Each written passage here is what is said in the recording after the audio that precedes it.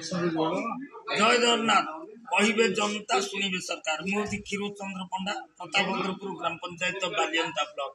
आज आम राज्य सरकार कहूँ जिते इलेक्शन आसला आपण प्रतिश्रुति देते जो मान भत्ता प्रदान करा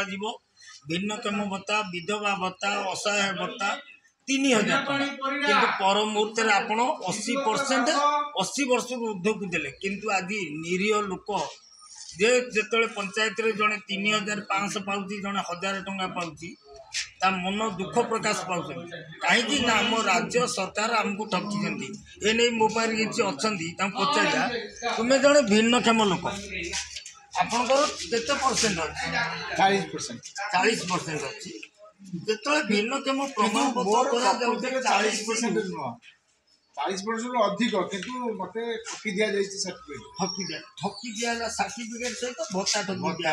जे सरकार कहते आम जो पावर को आसू से 3000 टका भत्ता करी कौन परसेंट रखी किंतु एबे जो परसेंट सिस्टम रखिले किसी लोक 3500 टका पाँच किसी लोक 1000 टका से पाँच फरक हो जाऊँगी केते टका ना 2500 टका पूर्व सरकार जो थे जो 1000-1200 टका भर फरक रखी सरकार तुम्हें दबार शक्ति नाला गोटे लेवल कलनी जदि पूर्व सरकार 1000-1200 देते तुम्हें समस्त 2000 करदेल कि 2500 करदेल कि 1500 करदेल ये जो सिस्टम आंदोलन चली प्रतापचंद्रपुर ग्राम पंचायत बालियंता ब्लॉक खोर्धा जिला आज समस्त आसी पहुंची प्रतापचंद्रपुर पंचायत भत्ता जो एटा दुखदायक घटना राज्य सरकार ठगिले आगामी दिन